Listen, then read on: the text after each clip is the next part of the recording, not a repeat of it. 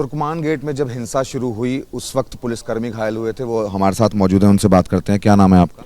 जी, मेरा नाम कांस्टेबल विक्रम है। विक्रम जी, क्या हुआ था कल? कितने बजे आप ड्यूटी पर पहुंचे थे? कितनी भीड़ थी? क्या हुआ था? जी, हमारी ड्यूटी थी 11:30 रात से। SHO साहब के साथ में ड्यूटी थी।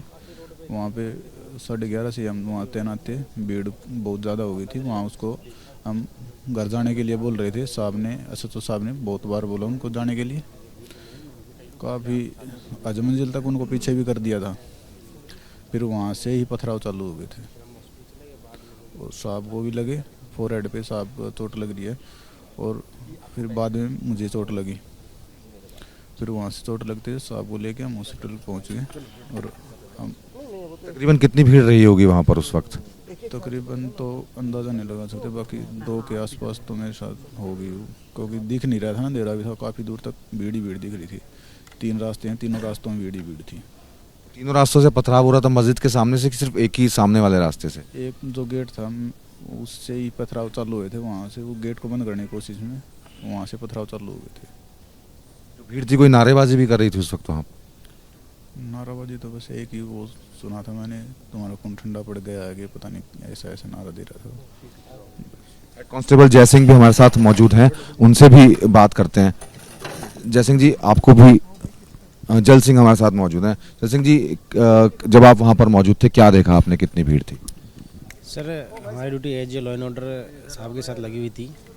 तो हजमंजिल के पीछे काफ़ी भीड़ थी, बैरिकेड लगे हुए थे और चेतावनी के साथ समझाया जा रहा था। हमारे SHO साहब बड़े पीसफुली समझा रहे थे सभी को, लेकिन भीड़ इतनी उग्र हो गई कि बैरिकेड तोड़ने लग गए, उसमें चढ़ने लग गए। फिर उनको समझाया गया, काफ़ी समझाने की कोशिश की गई, लेकिन नहीं समझ पाए लोग वो। तो गलियों से पत्थर मारने लग गए और रोड से पत्थर मारने लग गए, जिसमें हमारे SHO साहब भी इंजर हैं, हमारे साथी विक्रम जी इंजर हैं, मेरे बैक में चोट है। ये सर उसके कितने बजे का वक्त रहा होगा और कितनी भीड़ रही होगी वो?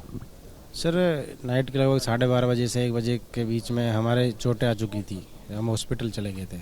उसके बाद क्या चल रहा था, ज़्यादा कितना था, ये नहीं पता सर। आपकी ड्यूटी तो पहले शुरू हो गई होगी, तो क्या भीड़ उस वक्त मौजूद आनी शुरू हो गई थी वहाँ पर? हमारी ड्यूटी 11 बजे से साहब के साथ थी। उस टाइम भीड़ नॉर्मल थी, क्योंकि हटाया जा रहा था पहले से ही। सब पता था कि भाई जो कोर्ट के ऑर्डर है उसके हिसाब से काम होगा, एज पर लॉ ऑर्डर जो भी होगा, बाकी कोई दिक्कत नहीं है सर। भीड़ हट गई थी, चली गई थी, फिर अचानक से दोबारा से आया वापस? फर्स्ट में चली गई थी, बाद में फिर जाके देखा तो अचानक भीड़ें आना चालू हो गई थी। फिर बैरिकेड तोड़ना चालू हो गया। जी सर। पत्थर लेकर आए थे अपने साथ? नहीं सर, साथ में नहीं लेकर आए, वो सीवर का काम चल रहा था। टूटा हुआ रोड था, तो जो ग्रेवल रोड होती है उसको जितना छोटा आया बड़ा आया जैसा आया वैसा ठीक है, ऐसा था सर। आपको लगता है कि पूरी प्लानिंग थी, जब सब कुछ पता था? और क्या प्लानिंग के तहत उन्होंने ऐसा किया? ये चीज़ नहीं कह सकते सर, ऐसा कुछ। हम तो as a law and order duty कर रहे थे सर। भीड़ बहुत ज्यादा थी?